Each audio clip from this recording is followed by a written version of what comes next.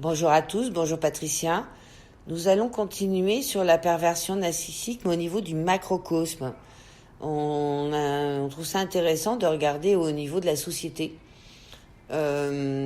puisque ce qui se passe dans les familles, et on peut voir qu'aujourd'hui, il y a quand même beaucoup de perversion, d'inceste psychologique, il y a beaucoup de perversion dans les familles. Il est inévitable qu'on en voit le constat de ce qui se passe dans la famille au niveau des sociétés, et nous sommes face à ce fameux nouvel ordre mondial qui présente quand même des traits particuliers de pervers narcissiques, quant à moi. Oui, bonjour Corinne, bonjour à tous, bienvenue dans cette nouvelle conversation. Effectivement, la perversion narcissique, les manipulations aussi au niveau de la société, de nos gouvernements, je pense si on n'en était pas conscient, je pense que depuis 1 an et demi, ça nous a sauté en plein visage parce qu'il y a beaucoup de choses qui sont arrivées où on s'est senti complètement coincé, manipulé, du chaud, du froid, du chaud, du froid. C'est ça, c'est portez un masque, mettez pas de masque, mettez un là, le masque est bon, c'est ça, tu sais, on nous a beaucoup mis dans une position qui était floue. On n'a pas moyen d'avoir de réponse à nos questions. C'est vraiment des comportements qui sont typiques justement du manipulateur. C'est ça, là tu viens d'en énumérer beaucoup. Alors pour les redire un petit peu plus tranquillement, on peut voir que effectivement, tu as cité les masques. On nous a dit à un moment donné que les masques n'étaient pas bons pour nous, que ça ne nous protégeait pas, pour après nous dire ils sont obligatoires. Ça, c'est la particularité de la perversion narcissique, ne jamais être clair. Créer le chaud et le froid, ce qu'on appelle le fameux gaslighting. Nous maintenir dans le flou. Là, Créer la confusion et nous maintenir dans le flou. On voit qu'on nous a annoncé plein de choses et son contraire de mois en mois, finalement. Et ça, c'est à nouveau un trait particulier de la perversion narcissique, qu'il soit familial. On a pu faire les traits, on s'était inspiré des travaux de Rémy de l'affirmation de soi. Et on voit bien que, pareil, il n'y a pas de conflit ouvert. C'est-à-dire qu'on voit bien que dans tous les gouvernements, ils ont refusé les débats. Les vrais débats. Ouais. Les vrais échanges avec les vrais spécialistes, avec les vrais scientifiques avec des faits. Donc là, on retrouve à nouveau un trait, caractère donc, de la perversion narcissique, mais au niveau donc, du macrocosme de nos dirigeants. Et là, on va dire de nos dirigeants, puisqu'on nous parle bien d'un État mondial. Et on voit bien que ce soit en France, en Italie, en Grèce, c'est la même procédure. Donc, refus, pas du conflit, mais au moins du débat. On voit bien qu'ils refusent la réalité aussi, c'est-à-dire qu'il y a beaucoup d'informations quand même maintenant qui sont validées par l'OMS ou autres. Oui.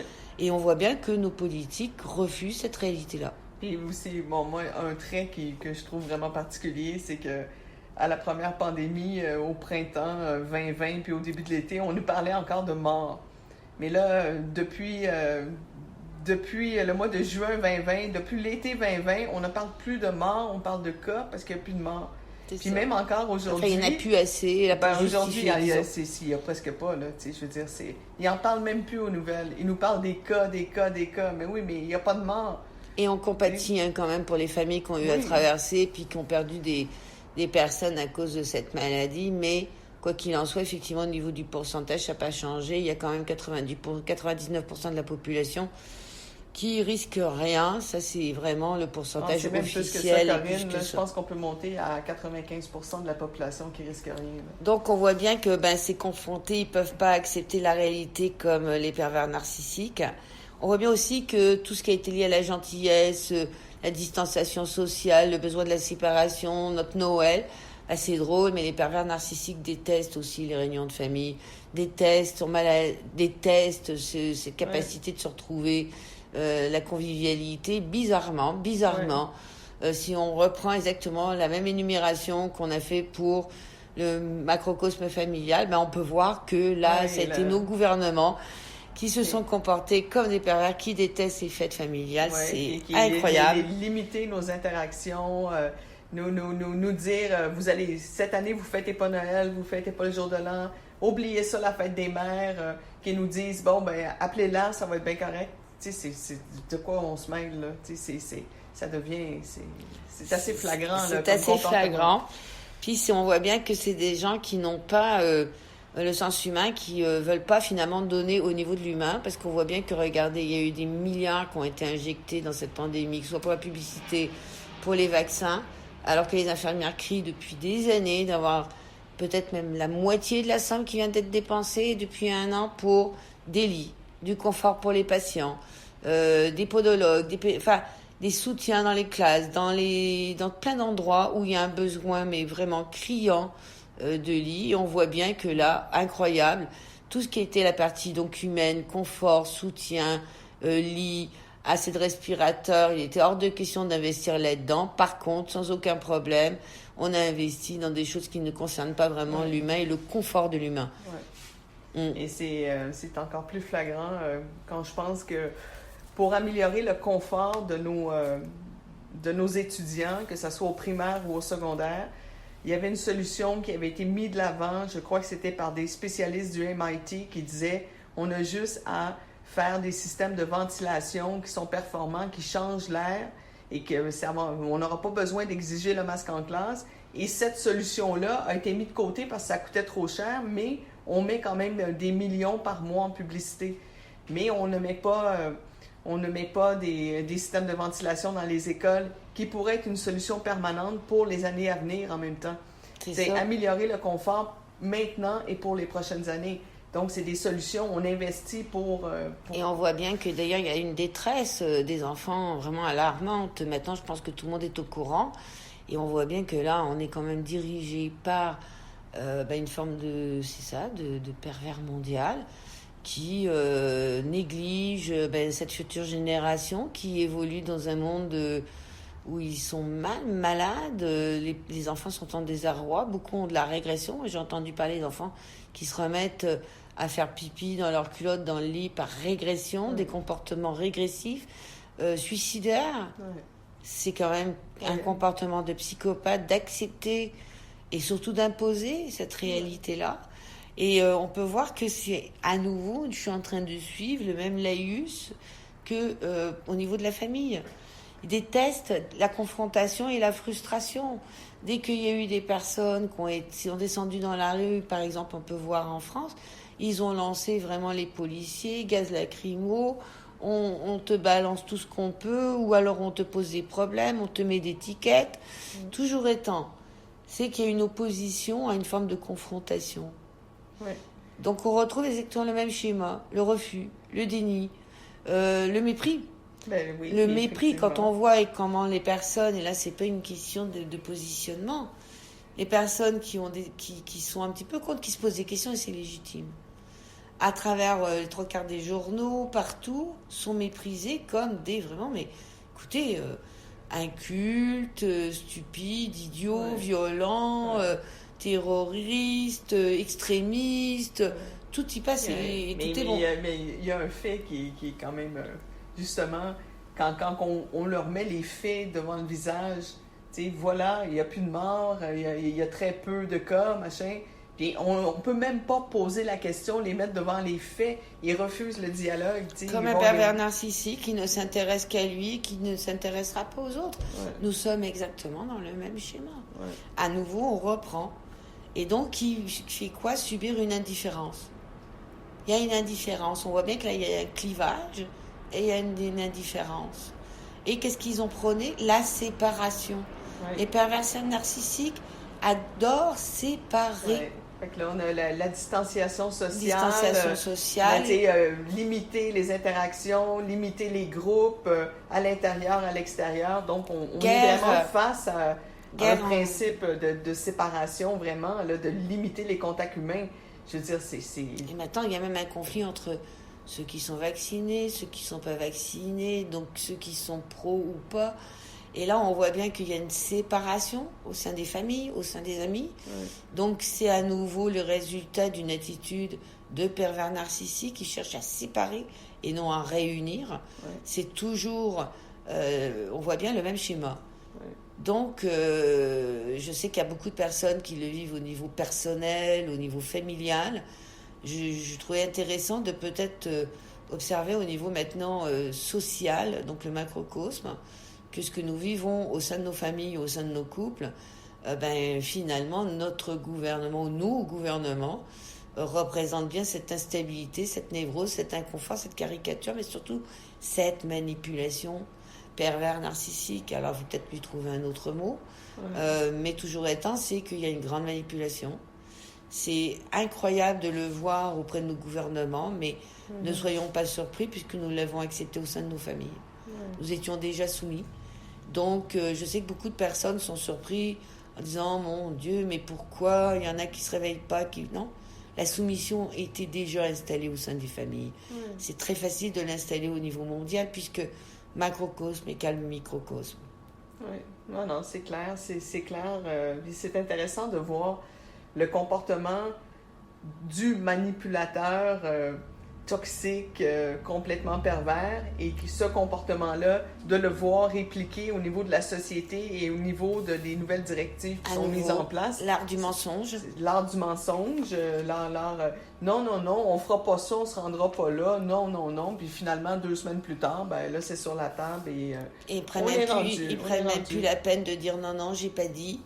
Parce que là, ils passent vraiment de je dis à dire l'inverse sans même dire j'ai pas dit. C'est vraiment effrayant. Il y a quelque chose de très liberticide, très permissif dans cette attitude. On n'envisage pas la fameuse phrase, on n'envisage pas cette solution-là, on n'envisage pas de se rendre jusque-là. Ça, c'est l'amorce pour te dire que dans 3 semaines, ils vont être rendus là.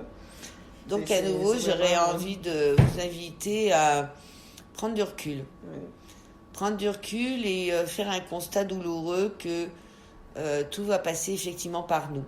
Déjà, au niveau de nos décisions personnelles, nos interactions, échanges au niveau familial, commencer à guérir nos familles, commencer à créer ou à voir ou à en tout cas faire un travail au niveau de la prise de conscience que c'est d'abord dans nos familles qu'il doit y avoir une forme de révolution. Il doit y avoir une forme de remise en question, de prise de recul. Je sais que c'est pas facile d'accepter que les personnes qui étaient soi-disant censées nous protéger sont finalement nos bourreaux, nos prédateurs, nos agresseurs, mais maintenant il serait sain d'accepter cette douloureuse leçon. Oui, il y a des personnes qui ont pris la direction de mépriser pour pouvoir exister, d'écraser pour pouvoir se sentir plus fort. Oui. C'est très difficile à accepter, mais je crois que c'est un mal nécessaire. On ne peut pas guérir une situation si on n'en voit pas les prémices, les principes et la situation exacte. Faut sortir un peu de cette idée bisounours où on est tous gentils. Non. Il y a des personnes qui ont vraiment fait un choix. C'est leur choix. Nous sommes face à ça. Je pense par contre cependant que donc individuellement il y a un gros travail qui peut être fait qui va permettre d'avoir une transformation collective. Ce n'est qu'à ce prix-là.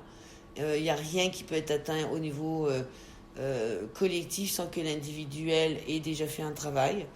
Par contre, je crois au collectif. Et là vraiment au Québec, j'ai envie vraiment d'inviter les gens à réapprendre la notion collective. Vous aviez ça dans vos familles il n'y a pas si longtemps. Malheureusement, il y a eu un saccage, vraiment un saccage de cette vertu, qualité, d'un certain savoir-vivre ensemble. Je pense que en enlevant l'approche individualiste, en observant, en mettant bien en place les actions narcissiques, bien choisir son environnement, philosopher un petit peu sur justement ça, peut permettre de changer le système et la société. Mais il faut bien comprendre que là, actuellement, nous sommes pris de tous bords. Et d'un côté de la famille, et d'un côté au-dessus de nous, on va dire, le nouvel ordre mondial. Cependant, nous avons toutes les capacités, je dis bien toutes les capacités, pour faire non pas une opposition, mais une mise en lumière. Mais je sais qu'il y a des gens qui sont dans des situations au niveau professionnel où l'étau se resserre et ça devient de plus en plus complexe. Je pense qu'à un moment donné, il y a peut-être une réflexion aussi à savoir... je pense que si on met la situation du manipulateur dans une relation de couple où la solution est de s'éloigner, de couper les liens, donc peut-être que pour ceux qui sont dans des situations professionnelles où l'étau se resserre, où c'est de plus en plus inconfortable et que malheureusement, il y a peut-être l'appui du groupe n'est pas là encore bien, de voir comment on peut s'en éloigner, puis comment on peut faire d'autres choix qui sont plus en adéquation avec nos valeurs, puis avec ce qu'on veut vivre présentement. Parce que je pense que la question va devoir se poser individuellement. Je pense qu'on va être face... est-ce que je continue dans cette organisation-là? Est-ce que je suis prêt à aller à accepter tout ça? Jusqu'à quel point je suis prête à accepter? Donc, il y a vraiment la question, est-ce que j'ai d'autres choix, d'autres alternatives? Si je décide de faire un changement, quelles sont mes alternatives? Et je pense que c'est important de commencer sérieusement à réfléchir à ça. Je pense que... Puis en même temps, c'est réconfortant de voir qu'on a des alternatives. Ouais. Si on quitte un milieu qui est vraiment très pervers, là, qui est vraiment... ou voir qu'est-ce qu'on peut faire. Qu'est-ce qu'on peut faire? Parce que... Il y a toujours une solution qui vient se présenter. Sachez que l'univers déteste le vide. Donc, à partir du moment où vous allez décider de ralentir certaines fréquentations ou de couper avec une activité professionnelle, n'ayez crainte. L'univers déteste le vide. Vous allez être rempli d'autres choses. Il y a toujours, de toute façon, un mouvement. Il peut y avoir effectivement une période plus temporaire, difficile. Mais rien n'est toujours stable. Donc, il y a toujours, de toute façon, une transformation positive. Quant à moi, effectivement on va tous être confrontés dans nos valeurs. Et c'est là où vraiment la notion de suivre nos principes dans nos valeurs va être vraiment primordiale, puisqu'on voit bien que là, actuellement, se présentent à nous des choix qui sont des choix importants, familiaux, professionnels, spirituels. Tout est en adéquation. Il va falloir revoir un petit peu, comme je dis souvent, la copie. Qu'est-ce qu'on veut réellement? Je pense qu'il y a quand même un mouvement très intéressant. Maintenant, on peut dire qu'il y a vraiment comme deux mondes. Il y a à peine un an, personne n'aurait dit, mon Dieu, mais non, il n'y a qu'un seul monde, il n'y a qu'une seule réalité. Là, il est clair qu'il y a vraiment comme... Il y a vraiment deux réalités. Puis je pense que la question se pose, jusqu'où je suis prête à accepter, jusqu'où je suis prête à subir. Je veux dire, à un moment donné, il faut se poser la question. Là. Et surtout s'éveiller à cette grande manipulation. Ouais. Moi, je conseillerais tout le monde déjà de se détourner de ces informateurs, de ces messagers qui amènent la confusion, puisqu'à partir du moment où vous leur donnez votre attention, ils vous vampirisent, ils vous captent. Comprenez que dès qu'on capte votre attention, on vous vampirise. C'est pour ça d'ailleurs qu'ils se battent pour capter votre attention à la télé, dans les programmes radio. Tout le monde se bat pour finalement capter votre attention. Ouais. Choisissez, vous allez porter votre attention, ça va commencer par ça. Prenez du recul, prenez une saine observation sur qu'est-ce qui se passe vraiment et non pas l'état de confusion qu'on veut vous installer. Le gros bon sens, effectivement, demande l'effort de réfléchir, de philosopher, de peut-être ouvrir le dictionnaire, revoir le sens des mots, voir de ce qu'on vit. Et je crois que le sujet de la perversion narcissique est un sujet qui va prendre de l'ampleur parce que nous la confrontons vraiment à beaucoup de niveaux. Professionnel, amical, familial et maintenant politique. Donc on voit bien que ça va être, à mon sens, une grande préoccupation. N'oublions pas que, je dirais, le plus grand psychopathe de la planète, certains l'appellent Lucifer, d'autres Satan. Je crois qu'on a beaucoup de représentants. En ce moment, il y a beaucoup de représentants. En ce moment. Donc, il y a peut-être effectivement une forme aussi de, je dirais pas guerre spirituelle, mais il va y avoir une mise en lumière de ce monde de la dualité, avant de, je l'espère, rentrer tous dans une dimension un petit peu plus trinaire, plus élevée, avec moins de confrontation. Mais il est clair qu'on s'en va vers une espèce de confrontation de ces deux éléments. Il va falloir les transcender. Et moi, je pense qu'il y a une bulle qui doit éclater. Là. Je pense que c'est cette bulle... je vois que c'est un égrégore, c'est une bulle qui est d'énergie négative, qui est là présentement.